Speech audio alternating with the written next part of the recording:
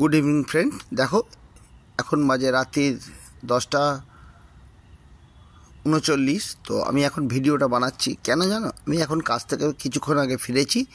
তো এগুলো আমার একটা সেন্টিমেন্ট, একটা উইকনেস। সেই জন্যই আমি এত রাত্রির এই ঠান্ডার মধ্যে ছাদে এসে গাছগুলো দেখি বা আমিও তাদের ভিডিও করি। তো এগুলো অনেক বছর আগে থেকেই আমার ছিল, কিন্তু আমি কিছুদিন এগুলো কন্টিনিউ করতে পারিনি, বাট আবার শুরু করেছি। কারণ যার যেটা ভেতরে থাকে সেটা কখনোই চাপা দিয়ে রাখা যায় না, সেই জন্যই আমি এগুলো আবার শুরু করেছি। তো দেখো, যাই হোক, কাজের কথা বলি। এটা একটা বোগনভিলিয়া গাছ, এটাকে আমি প্রুনিং করেছি কিছুদিন আগে। তো এইখানে দেখো ছোট ছোট লাল লাল ব্রাঞ্চ বেরিয়েছে, দেখতে পাচ্ছ তোমরা? কালারগুলো পাতার লাল, আর তার নিচের দিকে দেখো গ্রিন পাতা, এই দেখো। আর এই গাছটাকে প্রুনিং করার পরে এদিকে একটা আলাদা ডিফারেন্ট ব্রাঞ্চ আছে, সেই ব্রাঞ্চটাকে দেখো আমি গ্রাফটিং করেছি। এখানেও ছোট ছোট লাল লাল ব্রাঞ্চ আছে। তো এই ব্রাঞ্চটাকে আমি গ্রাফটিং করেছি। কি করে গ্রাফটিং করেছি? একটা প্লাস্টিকের গ্লাসে, সেটা আমি আলাদা ভিডিওতে তোমাদের দেখাবো যে গ্রাফটিংয়ের প্রসেসটা কী।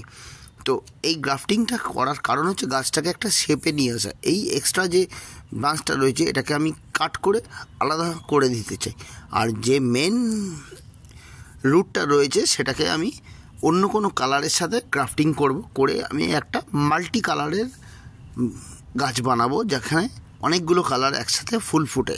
তো শুরু করেছি, সবে গ্রাফটিং করেছি। এই গ্রাফটা যদি ঠিকঠাক হয়ে যায় তাহলে আমি এটাকে কাট করে অন্য কোনো ব্রাঞ্চ এনে সেগুলোর সাথে গ্রাফটিং করে মাল্টি কালার বানাবো। আগে দেখা যাক কতটা কি হয়। তো সেই জন্যই তোমাদেরকে একটা কথা বলছি, কিছু মনে করো না। তোমাদের যদি কখনো কোনো ডিপ্রেশন হয়, খুব মন খারাপ হয়, তোমরা একটা গার্ডেনিং করো। যে কোনো গাছের, যে কলা গাছ, কচু গাছ, ফুল গাছ, ফল গাছ, যে কোনো গাছের গার্ডেনিং করো। Gardening is the best way come out from depression. Gardening কী জিনিস যারা করো তারা জানো, যারা করোনি কোনো দিন তারা জানো না। তোমার মধ্যে একটা আলাদা আগুন জ্বালাবে, ভালো লাগবে, ভালোবাসা থাকবে। এই যে দেখো, আমি প্রত্যেক দিন রাত্রির এই ঠান্ডার মধ্যে এসে গাছগুলো দেখি, ভিডিও করি, ভালো লাগে, ভালোবাসা। কোন গাছটা কেমন আছে তোমাদেরকে বলেছি। একটা লাউ গাছ লাগিয়েছি, 3 তলা অবধি তুলেছি, সেই গাছটাকে ইঁদুরে খেয়ে নিচ্ছে। কতটা কষ্ট হয় বলো তো? তবুও আমি চেষ্টা করছি সেই গাছটাকে বাঁচানোর।